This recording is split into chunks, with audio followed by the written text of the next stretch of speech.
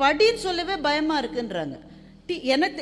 எனக்கு தெரிந்த வரையில் டீச்சருடைய ஒரே வேலை படின்னு சொல்றது தான். படின்னு சொல்றதுக்கு தானே சம்பளம் வாங்குறீங்க. படின்னு சொல்ல பயமா இருக்குன்னு ஒரு டீச்சர் நம்ம சொல்லுது. ஏமா அதை சொல்லவே பயப்பட்ட? ஏன்னா உடனே அந்த பிள்ளைக்கு லெட்டர் எழுது, மன உளைச்சலாக இருக்கிறது. ஏன் டீச்சர் படின்னு சொல்லிட்டாங்களா? எங்க டீச்சர்லாம் எங்களை அடிச்சிருக்காங்க தெரியுமா? இங்க இருக்கிற பிள்ளைகள்கிட்ட சொன்ன நம்புவீங்க நீங்க? அடிச்சிருக்காங்க. அடினா உங்க வீட்டு அடி எங்க வீட்டு அடிலாம் கிடையாது.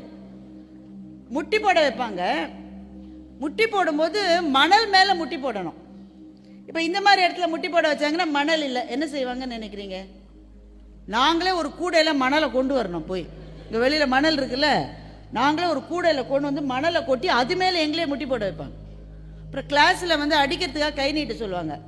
கையை நீட்டுமா ஸ்கேல் எடு, ஸ்கேல் எடு. நாங்கள் எல்லாம் ஸ்கேலை இங்கே பெஞ்சு கீழே வச்சுருப்போம். ஸ்கேல் இல்லை மிஸ், ஸ்கேல் இல்லை மிஸ். சரி இப்போ மரத்துலேருந்து அந்த இதை உடச்சிட்டு வாம்பாங்க. நாங்களே போய் உடச்சிட்டு வரோம். எதுக்கு எங்களை அடிக்க? எவ்வளோ லூஸாக இருந்தால் நாங்கள் அப்படிலாம் இருந்திருப்போம் பாருங்க. அப்புறம் மிஸ் அடிக்கிற போது கை அப்படி பின்னாடி இழுப்போம்ல, ரிஃப்ளெக்ஸ் ஆக்ஷனில். ஒருத்தர் அடிக்காத அப்படின்னு இப்படி பண்ண கண்ணை மூடுற மாதிரி கையை இழுப்போம். அதுக்கு 2 தடவை கூடுதல் அடிப்பாங்க. நான் அடிக்கிறேன், நீ கையை இழுக்கிறேன். அப்புறம் சில சமயம் அடிச்சு அடிச்சு அவங்களுக்கு கை வலிக்கும். உடனே நல்லா படிக்கிற பிள்ளைய கூட நம்மளை கொட்ட சொல்லுவாங்க.